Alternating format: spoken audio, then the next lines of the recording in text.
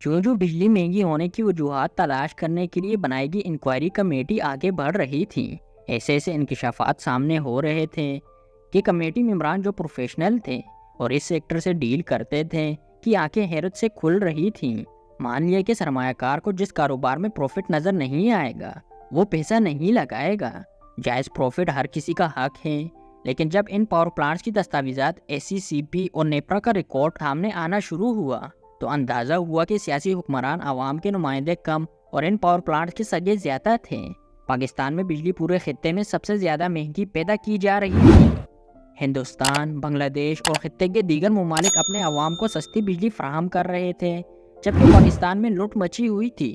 عوام کا جو حشر ہو رہا تھا وہ اپنی جگہ، لیکن اس مہنگی بجلی کا اصل نقصان ایکسپورٹ سیکٹر کو ہو رہا تھا۔ ایکسپورٹرز کو عالمی مارکیٹ میں بڑا ایڈوانٹیج سستی بجلی سے ہوتا ہے، تاکہ وہ عالمی مارکیٹ میں اشیاء کی لاگت کم ہونے کی وجہ سے زیادہ ڈالرز کما کر لا سکیں۔ مگر یہاں بجلی مہنگی ہوتی چلی گئی، جس سے ایکسپورٹس کم ہونا شروع ہو گئی اور ساتھ ہی تجارتی خسارہ بڑھنا شروع ہو گیا۔ پاکستانی تاجر اب عالمی مارکیٹ میں بنگلہ دیش اور بھارت کا مقابلہ نہیں کر پا رہے تھے۔ مقابلہ تو خیر پہلے بھی نہیں تھا، لیکن بجلی کے مہنگے معاہدوں کے بعد تو بٹا ہی پیٹ گیا۔ اب حالت یہ تھی کہ ایک طرف بجلی مہنگی ہونے سے ایکسپورٹ کم ہو رہی تھی اور ڈالرز کم آ رہے تھے، تو دوسری طرف جو مہنگی بجلی پیدا کر رہے تھے ان پلانٹ مالکان کو ادائیگیاں بھی ڈالروں میں ہو رہی تھیں۔ اب ڈالروں میں قرضہ بھی لیا جا رہا تھا تاکہ ان پلانٹس مالکان کو اس بجلی کی ادائیگی بھی کریں جو استعمال نہیں ہو سکی۔ جب پروفیشنلز پر مشتمل اس ٹیم نے یہ چیزیں دیکھنا شروع کی تو پتہ چلا کہ پرائیویٹ سیکٹر جو بجلی پیدا کر کے حکومت کو ڈالروں میں بیچ رہا تھا، اس میں بڑے پیمانے پر گڑبڑ کی گئی تھی۔ ان کمپنیوں نے جو لمبے ہاتھ مارے وہ سب سے زیادہ پلانٹ لگانے کی لاگت میں تھے۔ لاگت کو بڑھا چڑھا کر بتایا گیا تاکہ نیپرا سے زیادہ ٹیرف لے سکیں اور زیادہ ڈالر سمیٹ سکیں۔ دوسری بڑی بے ایمانی فیول کے استعمال میں کی گئی۔ اکثر پاور پلانٹ مالکان نے فیول کم استعمال کیا، لیکن جو رسیدیں نیپرا یا حکومت کو دی گئیں ان میں بہت زیادہ فیول کا استعمال دکھایا گیا تاکہ زیادہ پیسے لے سکیں۔ اس طرح فیول پر کک بیکس اور کمیشن بھی بڑے پیمانے پر کھایا گیا۔ یوں پلانٹ کی لاگت اور فیول کی جعلی رسیدیں جمع کرا کر ڈالرز لیے جا رہے تھے۔ اس لوٹ مار میں یقینی طور پر حکومتی وزراء، نیپرا افسران اور مالکان اکٹھے تھے اور ان جعلی بلوں کی منظوری دے کر ادائیگیاں کرا رہے تھے۔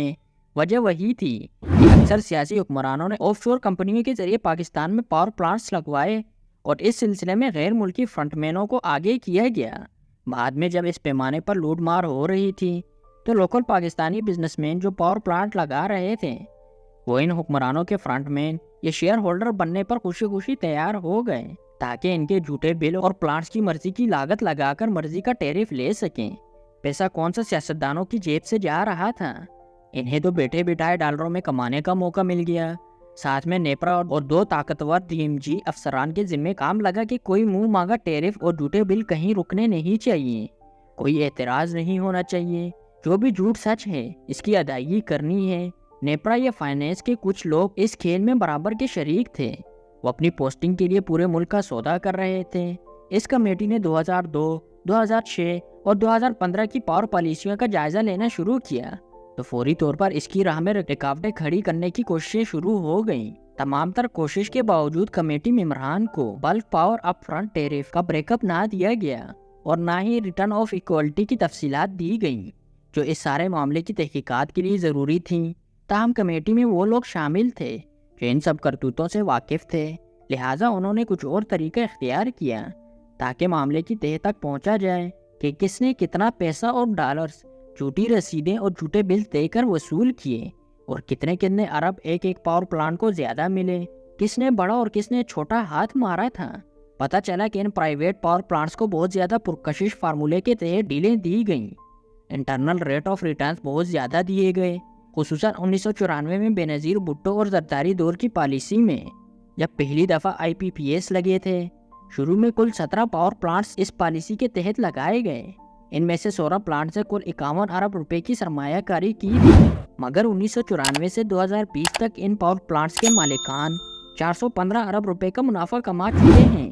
اندازہ لگائیں کہ 51 ارب روپے خرچ کر کے 415 ارب روپے کمائے اور یہ سلسلہ بدستور جاری ہے۔ یہ 415 ارب روپے کا منافع عوام سے ان کی بجلی کے بلوں میں سے وصول کر کے ان مالکان کو دیا گیا۔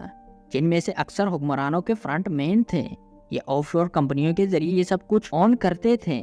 جب اس معاملے کو مزید گہرائی تک جا کر سمجھنے کی کوشش کی گئی تو پتہ چلا کہ اس پورے عرصے میں 310 ارب سرمایہ کاروں کو زیادہ ڈیویڈنڈ دیا گیا تھا۔ یہ ذہن میں رکھیں کہ یہ 415 ارب روپے سے بھی زیادہ رقم ہوگی، کیونکہ یہ اعداد و شمار ان پاور کمپنیوں کی 275 فائنینشیل اسٹیٹمنٹس کو سامنے رکھ کر نکالے گئے تھے جو نیپرا اور SECP کے پاس موجود تھیں، جبکہ کل 312 تھی۔ باقی 37 فائنینشیل اسٹیٹمنٹس کا کچھ پتہ نہیں کہ وہ کہاں ہیں، کیونکہ ان کا ریکارڈ SECP اور نیپرا کے پاس نہ تھا، یا پھر ان اداروں میں بیٹھے پاور پلانٹس مالکان کے ہمدرد اور حکمرانوں سے اچھی پوسٹنگ اور ترقی کی آس لگائے افسران نے جان بوجھ کر انکوائری کمیٹی کو پیش نہیں کی۔ اگر 312 فائنینشیل اسٹیٹمنٹ کا جائزہ لیا جاتا تو یہ اعداد و شمار 415 ارب روپے سے کہیں زیادہ ہوتے۔ اگر پاور پلانٹس نے جو بینکوں سے قرضہ شو کرایا تھا کہ اس سے وہ پلانٹس لگا رہے تھے، ان کا پے بیک پیریڈ 2 سے 4 سال تھا، جبکہ وہ جو منافع کما رہے تھے وہ 18.26 گنا زیادہ تھا، جبکہ ڈیویڈنڈ اس سرمایہ کاری پر 22 گنا زیادہ تھا، جو حیران کن عالمی ریکارڈ تھا۔